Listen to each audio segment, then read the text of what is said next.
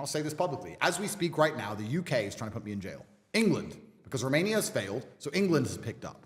And England's coming up to me with all this garbage, and they're going to try and charge me soon with some imaginary crime. These allegations are old allegations that were examined by UK police as far back as 2012 and were eventually dismissed by the Crown Prosecution Service. So nothing came of those allegations that were investigated over a decade ago by UK police. But the lawyers for the brothers say this morning that those allegations have been resurrected into much more serious allegations that have now been laid against the brothers. So an arrest warrant has been issued to the Bucharest authorities.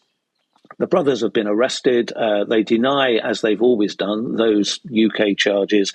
And I think the position is now that they're waiting for a Bucharest court to decide whether it's going to act on this UK warrant. And that throws up the possibility of an extradition, I suppose, to the UK. But that's very unlikely to happen all the time that charges are still active against the brothers in Romania. The lawyers have said that this is a bewildering move by the UK authorities. The brothers are dismayed and deeply troubled. So we should know in the next 24 hours whether any action is going to be taken by the Romanian authorities. And England's coming up to me with all this garbage, and they're going to try and charge me soon with some imaginary crimes. Maybe it's why they'll drop the documentary. Well, there you go. Of course, because you have to poison the public's mind. To believe that you are this evil guy. Right? So the UK is trying to put me in jail. And I'm saying this now on this podcast. Everyone listen to me. The UK is coming next. Romania's failed. UK's picked it up. And as the UK try and put me in jail, I sit and I wonder. I say, imagine being a prosecutor. I probably shouldn't say this stuff. I'm just going to say it. And you get paid, I don't know, $3,000 a month or whatever, $2,000 a month. And you're sitting there just looking through my whole life for months. Oh, he made money. Oh, that's a lot of money. That must be a crime. Oh, a Ferrari. Oh, that's a crime. Oh my God, he has a nice watch. Crime. And just sitting there, the obsession. And for like 6 months, just sitting there, just analyzing everything. Yeah. Like, it's kind of weird that there's all these full-grown adults with this much obsession, making documentaries, trying to take me down, prosecutors in dark rooms going through my life trying to take me down, ex-girlfriend blowing up my phone who I don't reply to anymore. Like, everyone's just like, it's weird. And I just wake up going, there's so many other people's lives which are just intertwined with mine or obsessed with the idea of trying to be involved in mine. It's actually very weird. I don't know who made that documentary. I don't care. I'm not going to watch it because it's garbage and my time is valuable. And everything they produce is garbage. Yep. And the idea that they're going to say that trying to become significant in the world is a bad thing because they see it as chasing fame. No, I see it as becoming significant. Did Genghis Khan chase fame?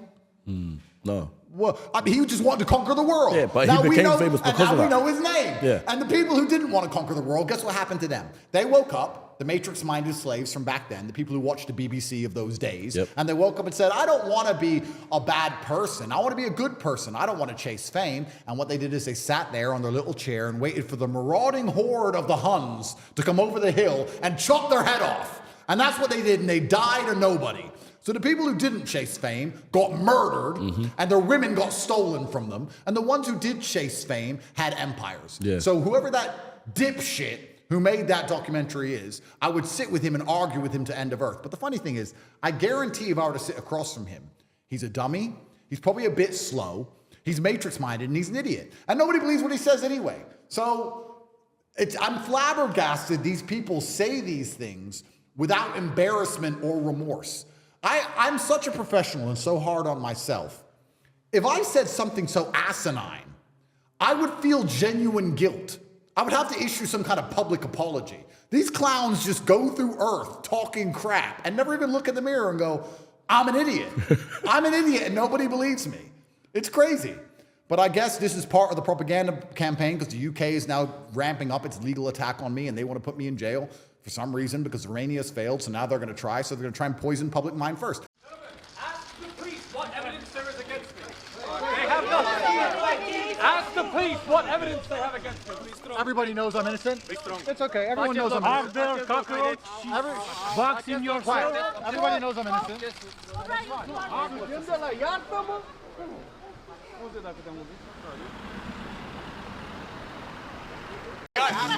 You're getting closer to the truth. Keep looking into this. Ask the politicians, ask the judges. You're getting closer to the truth.